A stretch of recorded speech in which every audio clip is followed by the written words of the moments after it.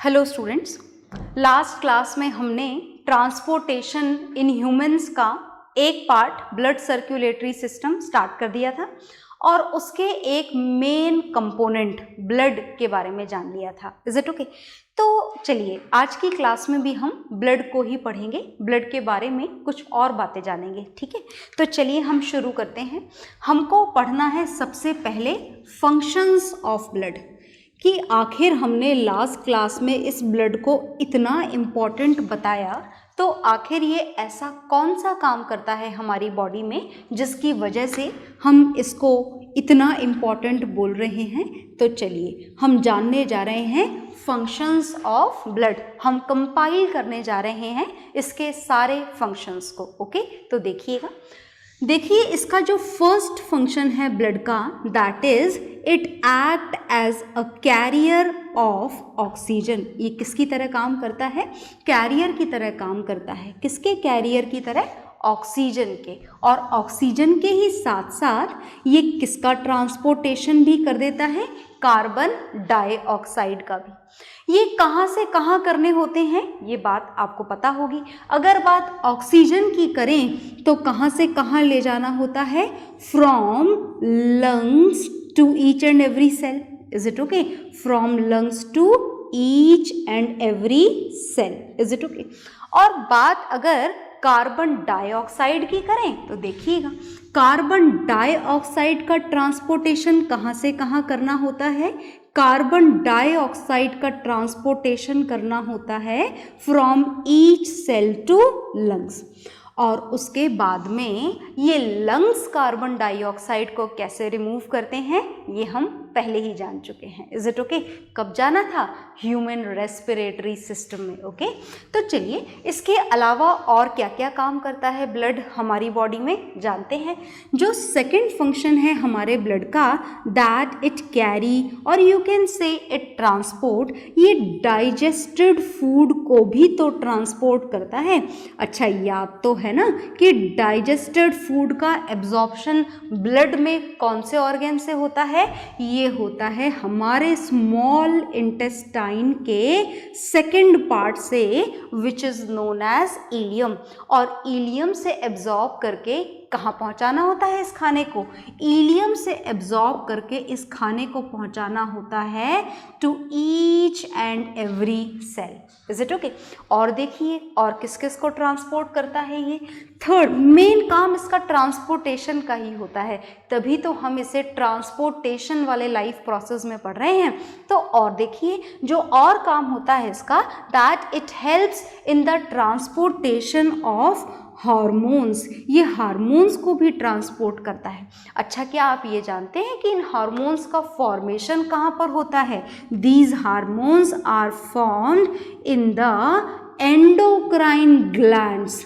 Endocrine glands में बनते हैं ये हार्मोन, जैसे कि thyroid gland, parathyroid gland, pituitary gland, pancreas, they all are the names of endocrine gland.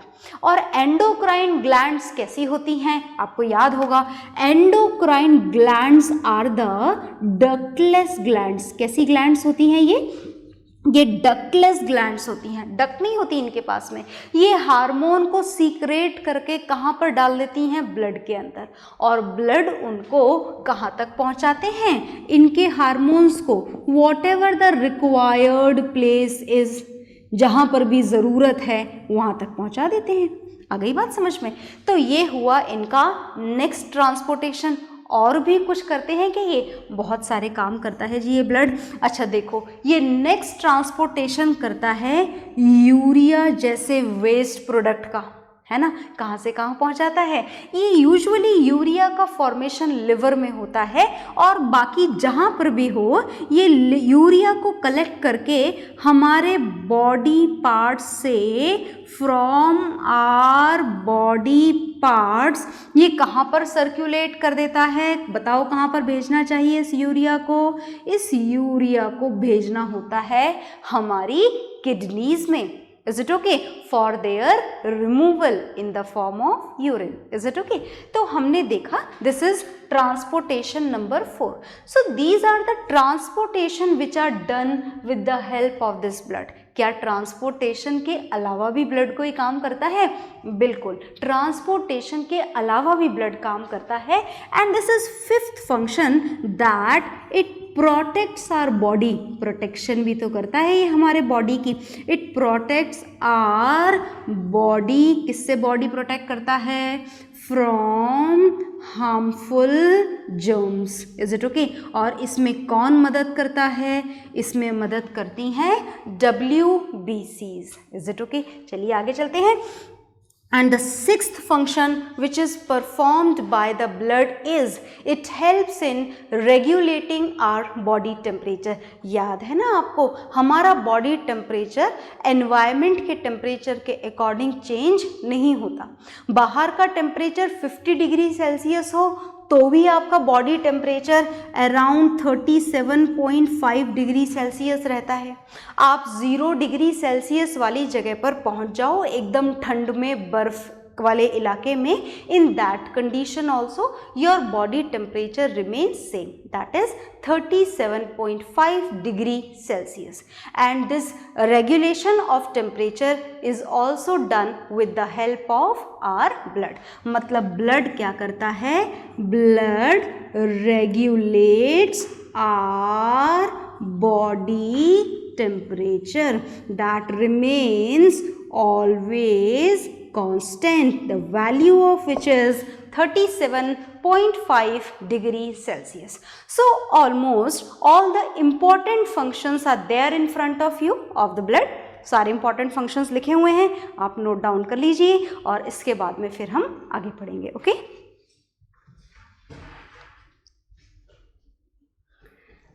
हाँ जी, तो ये आपने ब्लड के फंक्शंस नोट डाउन कर लिए होंगे। और इसके बाद में जो हम पढ़ने जा रहे हैं, this is very important and as well as very interesting also. बड़ा इच्छा होती है हमारी ये जानने की कि आखिर हमारा ब्लड ग्रुप अलग और बाकी लोगों का ब्लड ग्रुप अलग क्यों होता है। तो चलिए आज हम उसका कारण समझ लेते हैं। ब्लड ग्रुप्स पढ़ने जा रहे हैं। जो नेक्स्ट हमारा टॉपिक है आज की क्लास का, दिस इज ब्लड ग्रुप्स। तो बहुत ध्यान से सुनिएगा, हम ब्लड ग्रुप्स पढ़ने जा रहे हैं।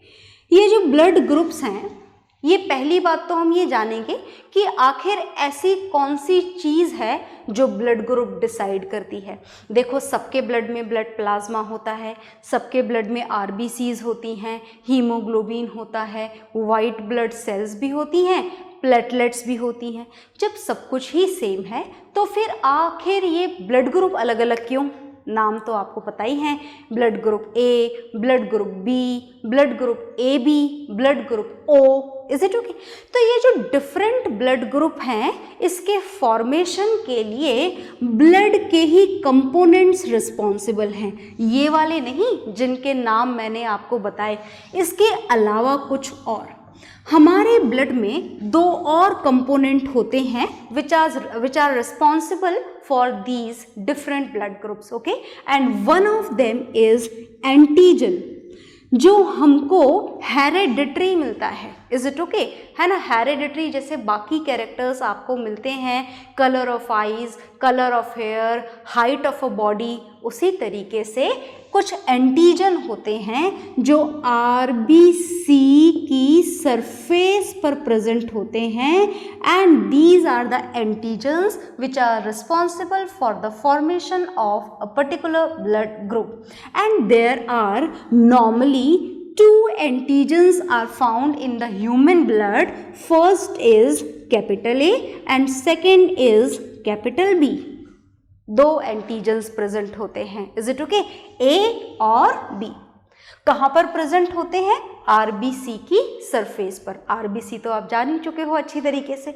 और दूसरा जो फैक्टर है जो इस ब्लड ग्रुप के फॉर्मेशन के लिए रिस्पॉन्सिबल है, दिस इज एंटीबॉडी।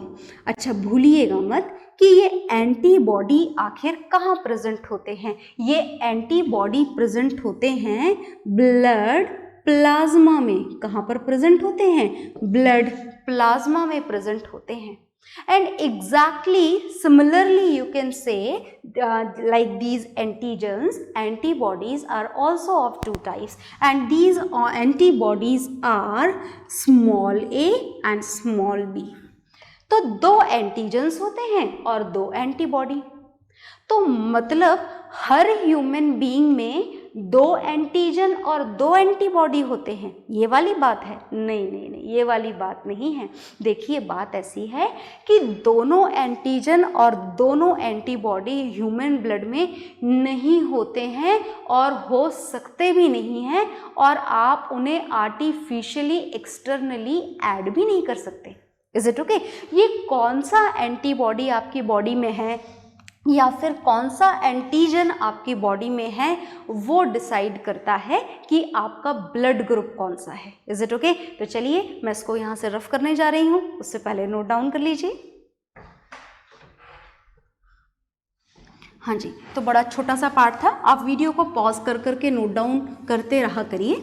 और इस एंटीबॉडी और एंटीजन की अवेलेबिलिटी के हिसाब से हमने इन ब्लड ग्रुप को 4 टाइप्स में क्लासिफाई करा है। नाम आप शायद जानते हैं। First blood group is A, second blood group is B, बहुत ध्यान से सुनना, बहुत इंपॉर्टेंट है। Third blood group is A B and fourth blood group is O. तो ये जो आपके सामने लिखे हैं, इसको मैं यहाँ से हटा देती हूँ, as we are going to make a chart of it. So these are the blood groups. ये क्या बनाए गए हैं? ये ब्लड ग्रुप्स हैं। ओके, 4 नाम आपके सामने लिख दिए गए हैं। 4 टाइप के ब्लड ग्रुप्स होते हैं, क्योंकि हमें इन ब्लड ग्रुप के बारे में बहुत कुछ जानना है। तो चलिए हम जानते हैं। First we will start with the presence of antigens and antibodies. सबसे पहले हम जानेंगे कि आखिर इन ब्लड ग्रुप में कौन कौन से ब्लड ग्रुप में कौन कौन से एंटीजेंस होते हैं, और फिर हमें जानना है कि आखिर कौन से ब्लड ग्रुप में कौन से एंटीबॉडी होते हैं। दोनों बातें जाननी है। तो एंटीजेंस भूलना मत, कहाँ पर होते हैं? Antigens are on the surface of RBC. देखो मैंने दोबारा लिख दिया है ताकि आप इसे किसी भी कंडीशन में ना भूलें। अब हमें जानना है एंटीबॉडी के बारे में। Antibodies are present in the blood plasma. जानते तो हो ना ब्लड प्लाज्मा, भूलिएगा मत। तो अब हम जानने जा रहे हैं finally. So look here very carefully, this is blood group A and the antigen which is present in it is also a. कितना आसान है याद रखना, जो यहाँ पर ब्लड ग्रुप का नाम है वो सेम एंटीजन आरबीसी की सरफेस पर इस वाले ब्लड ग्रुप में प्रेजेंट होता है। एंटीबॉडी अपोजिट वाला प्रेजेंट होता है। A blood group, A antigen and B antibody. Is it okay? चलिए आगे चलते हैं। बी ब्लड ग्रुप, अब तो समझ गए होंगे आप। बी ब्लड ग्रुप का मतलब बी एंटीजन और ए एंटीबॉडी, है ना। और ए बी ब्लड ग्रुप का मतलब यहाँ तो ए भी है और बी भी है। तो इसका क्या मतलब हुआ कि दोनों एंटीजन होंगे? बिल्कुल दोनों एंटीजन होंगे, मतलब ए भी होगा और बी भी होगा। तो फिर एंटीबॉडी का क्या? बहुत ही कमाल की बात है कि इसमें एंटीबॉडी होता ही नहीं है। Not a single antibody is present in the blood group A B. कोई एंटीबॉडी नहीं होता। चलिए आगे चलते हैं। अब देखो ये तो ओ आ गया, इसमें ना तो ए है और ना बी, तो हम क्या लिखें? No antigen is there, no antigen is there. इसमें कोई एंटीजन प्रेजेंट नहीं होता है। तो समझ गए ना फिर एंटीबॉडी कौन से होते हैं? एंटीबॉडी होता है एक ए और दूसरा बी, मतलब दोनों एंटीबॉडी होते हैं। अब देखिए ये हमने ब्लड ग्रुप सारे जितने भी ए बी ओ सिस्टम वाले ब्लड ग्रुप थे वो हमने यहाँ पर चारों लिख दिए हैं। आ गई बात समझ में? अब आपने सुना होगा कि भाई ब्लड ग्रुप मैच नहीं कर रहा है, ब्लड का ट्रांसफ्यूजन करना है, पेशेंट बहुत सी मूवीज़ में देखते हो ना आप ऐसा, पेशेंट बहुत सीरियस है और ब्लड ग्रुप मैच नहीं कर रहा है। Is it okay? तो भाई ये मैचिंग क्या होती है ब्लड ग्रुप की? सुनिएगा ध्यान से, बहुत ध्यान से सुनिएगा। तो मैं यहाँ आपको साइड में बताती हूँ क्योंकि टेबल की हमें अभी थोड़ी देर में ज़रूरत होगी। तो देखिए अगर ब्लड ग्रुप मैच हो जाए, ब्लड ट्रांसफ्यूजन से पहले, एक बॉडी का ब्लड दूसरे ह्यूमन बॉडी में ट्रांसफ़र करने से पहले ब्लड्स का मैच होना बहुत ज़रूरी होता है। Is it okay? तो अगर ब्लड ट्रांसफ्यूजन के लिए, नाम सुन रहे हो ना आप ध्यान से, ब्लड ट्रांसफ्यूजन का मतलब समझ रहे हो ना, transfer of blood from a healthy person to a patient, that is blood transfusion. तो ब्लड ट्रांसफ्यूजन के लिए अगर ब्लड ग्रुप्स आपस में मैच करते हों तो उन ब्लड ग्रुप्स को बोला जाता है कॉम्पेटिबल ब्लड ग्रुप। क्या बोला जाता है? Compatible blood group. और अगर मैच करते हो तो, है ना, अगर ट्रांसफ्यूजन पॉसिबल हो, मैच कर रहे हों तो क्या बोला जाता है? Compatible blood group. अगर ब्लड ग्रुप आपस में मैच नहीं कर रहे हैं, ट्रांसफ्यूज नहीं किया जा सकता है, हेल्दी पर्सन से पेशेंट में ब्लड का ट्रांसफ़र नहीं हो सकता है, in that condition this is incompatible blood group. These blood groups are known as incompatible blood group if they mismatch. पर अभी तक हमको बात समझ में नहीं आई कि मैचिंग कहाँ होती है और मिसमैचिंग कहाँ होती है, तो चलिए उसको भी समझ लेते हैं। हमें नाम तो पता लग गए कि अगर मैच हो जाए तो कॉम्पेटिबल और मैच ना हो तो इनकॉम्पेटिबल। तो अच्छा, मतलब मैच ना हो तो क्या दिक्कत होगी? अगर मिसमैचिंग का ब्लड ट्रांसफ्यूज कर दिया जाए, है ना, मिसमैचिंग वाला, अगर इनकॉम्पेटिबल, कॉम्पेटिबल हो तो सब नॉर्मल है ही सही, हमें पता ही है। अगर ब्लड ग्रुप इनकॉम्पेटिबल हो तो क्या दिक्कत हो जाएगी? अगर इनकॉम्पेटिबल ब्लड ग्रुप में ब्लड ट्रांसफ्यूज कर दिया जाए तो क्या प्रॉब्लम होगी, ये सुनिए। जब इनकॉम्पेटिबल ब्लड ग्रुप का ट्रांसफ्यूजन हो जाता है, इन दैट कंडीशन, ध्यान से सुनना, इन दैट कंडीशन जो डोनर होता है ना, डोनर तो समझते हो ना, ब्लड डोनेट करने वाला, जो डोनर होता है, इस डोनर के एंटीजन, बहुत ध्यान से सुनना, डोनर के एंटीजन किससे रिएक्शन करते हैं? डोनर के एंटीजन रेसिपिएंट का मतलब समझ गए ना, जो ब्लड लेता है वो रेसिपिएंट, जो देता है वो डोनर। तो जो रेसिपिएंट होता है, इसके एंटीबॉडी आपस में क्या करते हैं? रिएक्शन। कौन रिएक्शन कर रहा है? दोबारा सुनना, हम किसकी बात कर रहे हैं? when the incompatible blood groups which do not match with each other, when these mismatched blood group are transfuses in each other, mix हो जाए अगर आपस में, तो डोनर के एंटीजन, ये बात बहुत अच्छे से याद रखना कि डोनर के एंटीबॉडी का कोई रिलेशन नहीं है इस वाली रिएक्शन में। डोनर के एंटीजन रेसिपिएंट के एंटीबॉडी से रिएक्शन करते हैं अगर मिसमैच कर रहे हो तो। Is it okay? और ऐसी रिएक्शन करते हैं कि इस रिएक्शन के बाद में सारी जो आरबीसीज है ना, वो चिपकना शुरू कर देती हैं आपस में। पेशेंट की आरबीसीज, किसकी आरबीसीज? पेशेंट। ये किसकी आरबीसीज हैं? ये पेशेंट की आरबीसीज हैं। पेशेंट की आरबीसी हैं ये, जो आपस में चिपक जाती हैं और चिपक के ब्लड वेसल्स के अंदर लार्ज क्लम्प्स बना लेती हैं, जिससे ब्लड वेसल्स हो जाती हैं पूरी ब्लॉक, ब्लड का फ्लो बॉडी में हो जाता है बंद और फाइनली पर्सन की हो जाती है डेथ। इतना खतरनाक होता है मिसमैच ब्लड ग्रुप को आपस में ट्रांसफ्यूज कर देना। मैं दोबारा रिपीट कर रही हूँ, ध्यान से सुनना, बहुत इंपॉर्टेंट है।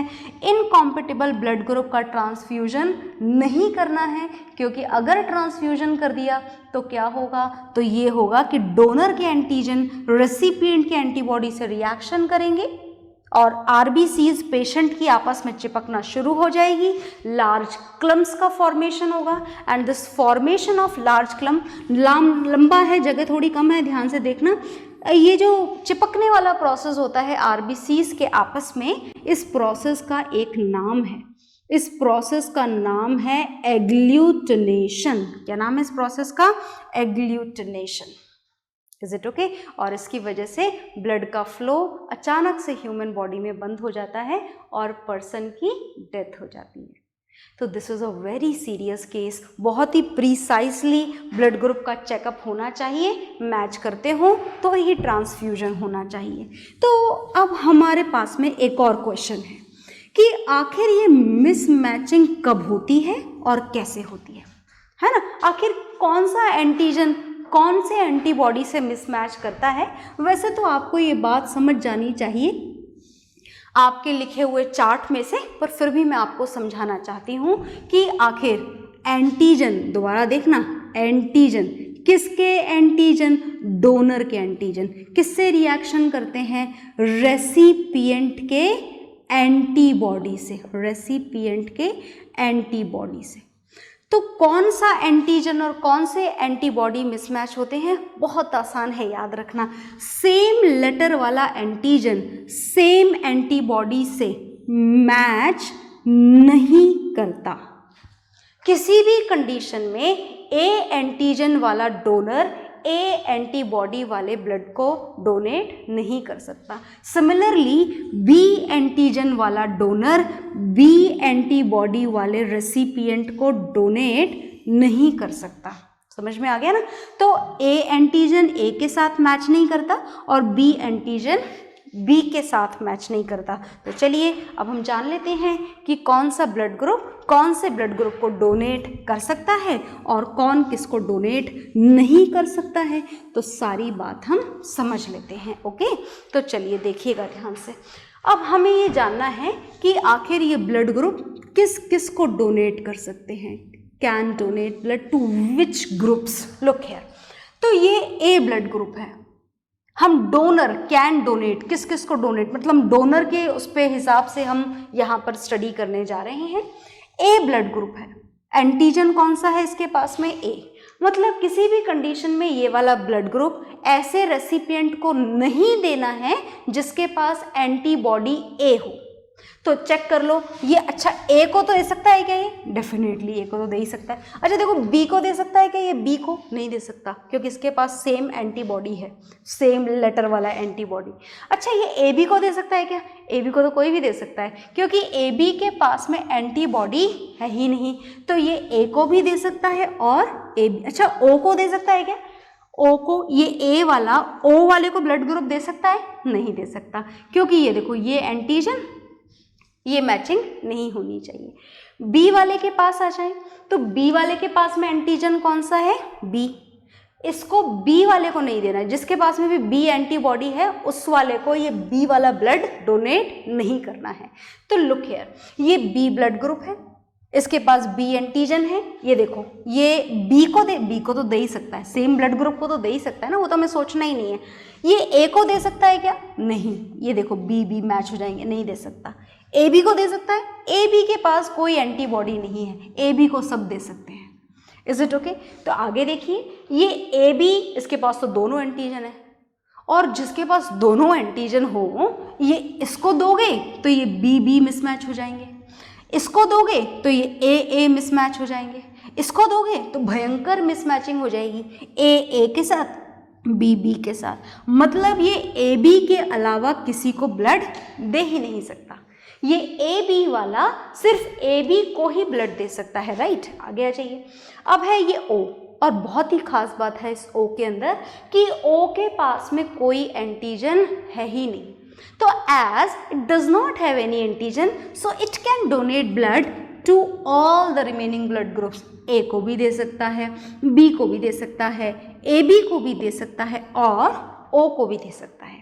तो as you can see, this AB can collect the blood from all blood groups. देखो ये A का ब्लड भी ले सकता है, B का भी ले सकता है, खुद का भी ले सकता है, O का भी ले सकता है। And because of this only, this AB is known as universal recipient. क्या बोला जाता है इसे, यूनिवर्सल रेसिपिएंट बोला जाता है। किसको यूनिवर्सल रेसिपिएंट बोला जाता है, ए बी को। And similarly this O is known as universal donor. इसको क्या बोला जाता है, यूनिवर्सल डोनर बोला जाता है। किसको, ओ वाले को। तो whatever is there on the board you just note it down in your registers. Okay,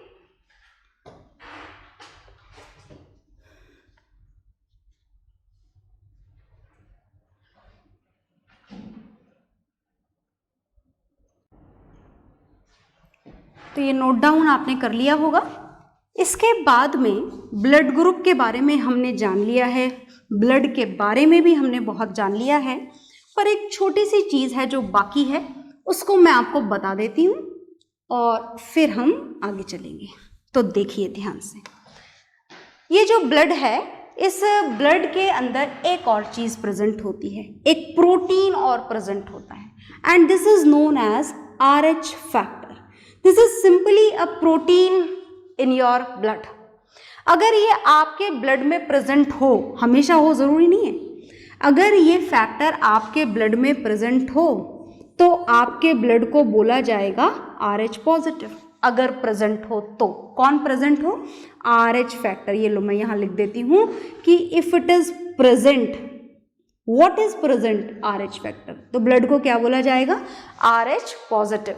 और अगर ये RH फैक्टर ब्लड में एब्सेंट हो तो आपके ब्लड को बोला जाएगा RH नेगेटिव। कोई प्रॉब्लम है? कोई प्रॉब्लम नहीं है। प्रेजेंट हो तो कोई बहुत बढ़िया बात है, नॉर्मल है। एब्सेंट हो तो कोई मुसीबत है, बिल्कुल नॉर्मल है। प्रेजेंट हो तो भी ठीक, ना हो तो भी ठीक, बस एक ही बात है, प्रेजेंट हो तो RH पॉजिटिव ब्लड, एब्सेंट हो तो RH नेगेटिव ब्लड। तो फिर क्यों पढ़ रहे हैं हम इसे? हम इसे पढ़ रहे हैं एक प्रॉब्लम के लिए। Is it okay? देखो, नॉर्मल कंडीशन में तो कोई प्रॉब्लम नहीं है, पर कभी कभी एक पर्टिकुलर कंडीशन में, एक प्रेगनेंसी वाले कंडीशन में इस केस को लेकर के प्रॉब्लम हो जाती है। क्या प्रॉब्लम हो जाती है? सुनिएगा ध्यान से।